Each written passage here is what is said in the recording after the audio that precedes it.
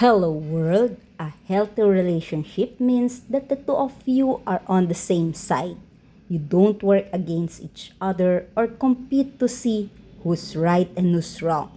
The goal should be to create a safe space for communication where you can share your thoughts and feelings without being attacked, criticized, judged, or belittled. You both deserve to be acknowledged and treated respectfully. You did choose each other after all. So honoring each other is actually honoring yourself and your choices. When having a discussion, focus on the outcome that you want, not on the fear of what could happen.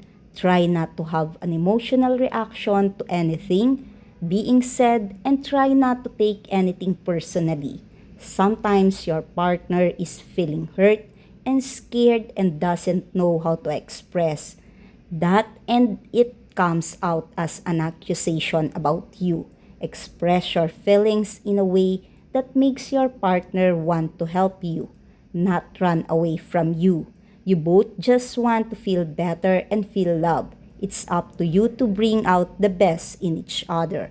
Each person is responsible for creating their own happiness and then bringing love to the table. What you bring out in each other is what you are bringing out in yourself. What you serve them is what you are serving yourself. Being with someone in a relationship is not so that you can compensate for what you are lacking or to avoid being alone.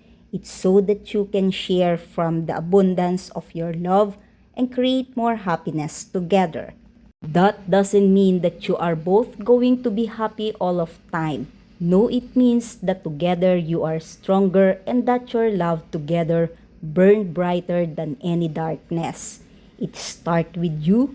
You have to get your own house in order before you can create a home with someone else. By Joel Clemons.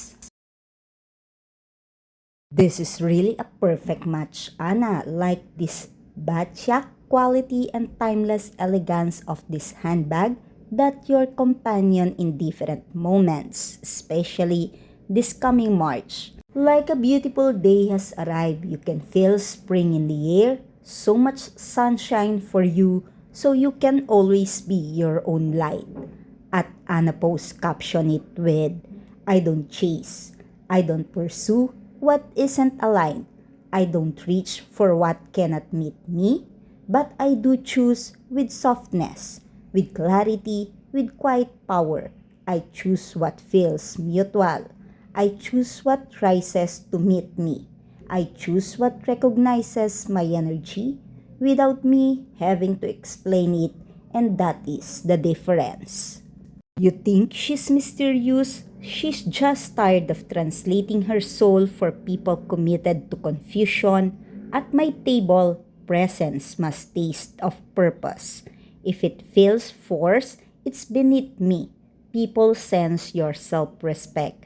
Before you even speak, embrace being you. As you sit alone, you will find all your answers. When every day you shape the life you wake up to. What will you choose today? Yeah, Simone, let's go somewhere. What a beautiful place, Rome, Italy.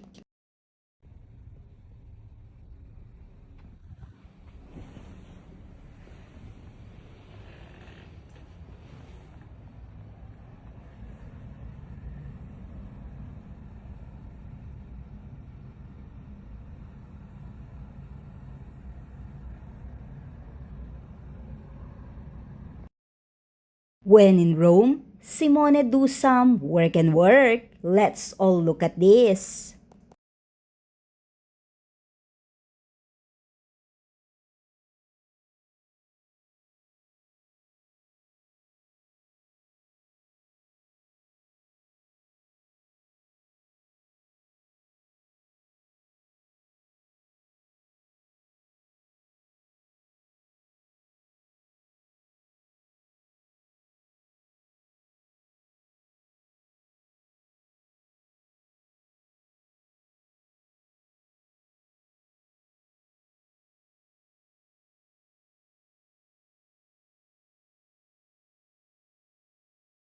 After working in Rome, Simone flies to the Ocean Grill at Saute, Miami Beach at California, USA. It's so cool, fresh, and refreshing. I need to replace my glass lens and then I switched myself. Yeah. Kelly become guest at Germany's Next Top Model is a reality television series based on the concept introduced by Tyra Banks. With America's Next Top Model, the competition is hosted by Heidi Klum, who also served as the lead judge and executive producer of the show. It is the longest running top model adaptation with a span of 20 years and the top model series with the second most number of cycles. The show has faced heavy criticism in Germany due to the treatment of its contestant. The allegations include gaslighting, abuse of power, misrepresentation of contestant, and manipulation by the crew, as well as body shaming. The show is also accused of being responsible for the cyberbullying and death threats against the contestant due to the show misinterpretation of death. The show is also in the focus of the Commission for Youth Media Protection and the Federal Ministry of Family Affairs. Senior citizen, women and youth, former judges have distanced themselves from the show. Germany's Next Top Model currently has 20 cycles. Each cycle has 10 to 25 episodes and start with 12 to 51 contestants. This March 2026, Michele attended the Dolce & Gabbana dinner party in Milan, coming on his beautiful Maserati car in conjunction with their Fall-Winter 2026-2027 runway show and brands, including a notable appearance of Madonna.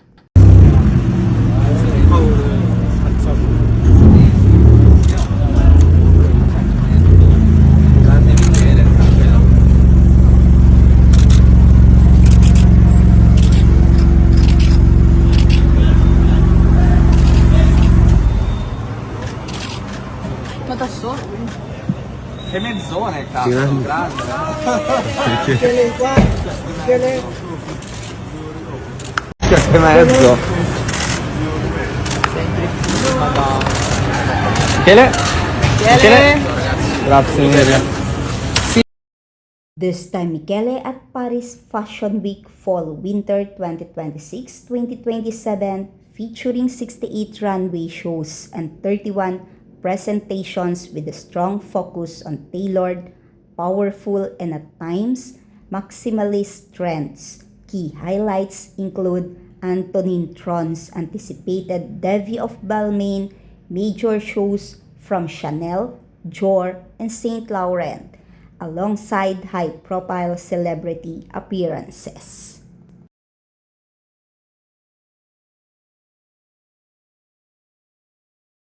Elie Saab presented his Fall-Winter 2026-2027 ready-to-wear collection at Paris Fashion Week, featuring a dramatic runway show attended by celebrities like Michele Morone and Paul Wesley. The collection showcased a shift in aesthetic, moving toward high-energy, contemporary looks, including sleek separates, power shoulder blazers, and intense feminine details.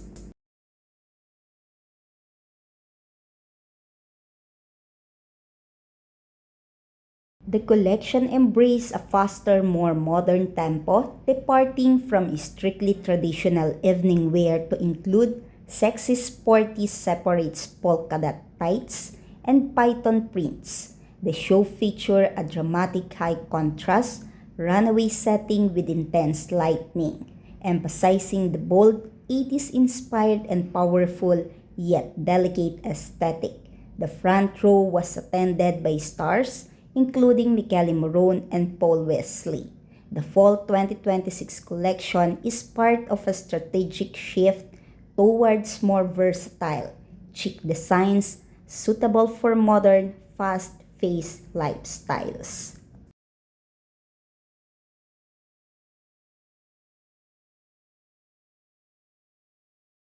The Elie Saab Winter-Fall 2026-2027 ready-to-wear at Paris Fashion Week, featuring romantic, feminine, and intricately embellished designs.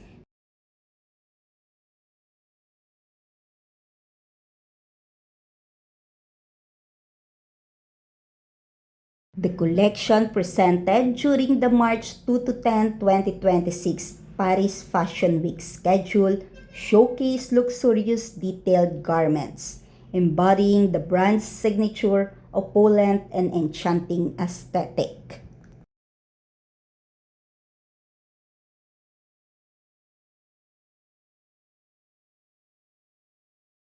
The collection featured romantic vibrant floral bouquet on print and brocade.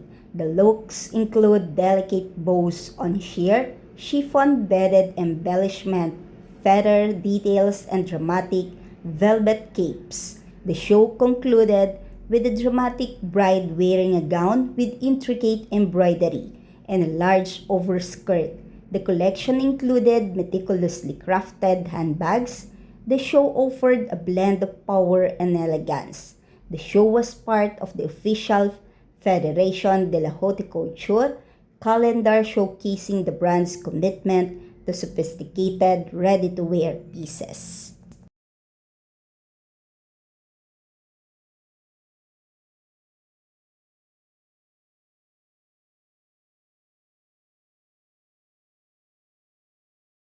Paris, the fashion capital, is set to host the Women's Ready-to-Wear Fashion Week.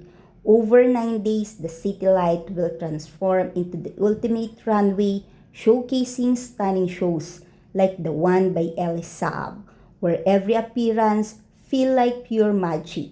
Step into the enchanting world of this iconic house by revisiting highlights from the show.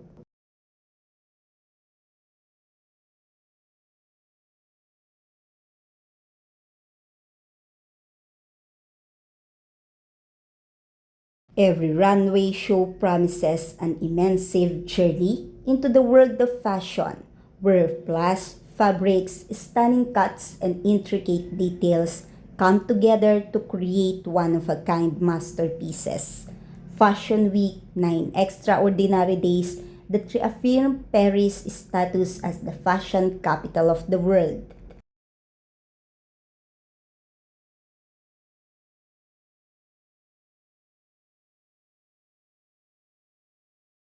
Fashion Week wouldn't be nearly as fabulous without the Elie Saab show, founded by the talented Lebanese couturier of the same name. The house, synonymous with excellence and absolute elegance, has been transporting us into an enchanting universe for over 3 decades.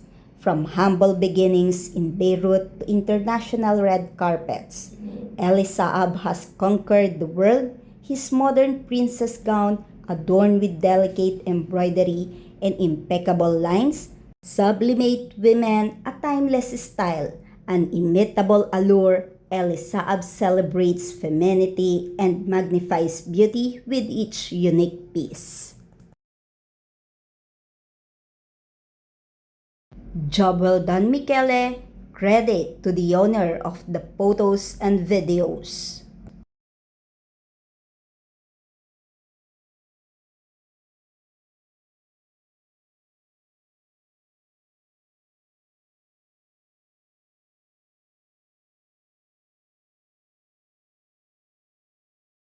A message to all. How strong is your love? Is it more powerful than your deepest fear? The quality of your love is not about what you need or how desperately you want something or the pain that you feel from disappointment. It's about what you give, what you stand for, and what you believe in. Love means having integrity, and integrity means having strength, fortitude, and being unbreakable, and that is what makes your love fierce. The kind of love you seek starts with where you are in your journey to know and believe in yourself. who you think you are become, and who you are unconsciously attracted to. That's why so many people are drawn to others with similar traumas, struggles, or weaknesses. They want to feel connected, understood, and supported without feeling judged or ridiculed. The problem that we might be unaware of is that even if we feel like we have become stronger and more confident over the years, our unhealed emotional wounds, the victim still hiding deep inside us, will keep revealing itself when our core traumas are triggered. That's when the quality of our love and integrity is tested within ourselves and for others in how we overcome our pain and choose to lead with love. The easiest way to tell where you are on your journey of love is by looking at the way that you protect and sacrifice for those you love. What are you willing to do to make someone feel safe and loved? Do you protect their feelings, their self-esteem, what they care about? Are you willing to protect them from even yourself, especially when you are struggling with your biggest fears or overwhelming emotions? If you want love, if you say you love, then always show up with love and let it give you courage. If you do that, then you deserve a love as strong and as fierce as your own. By Joel Clemons.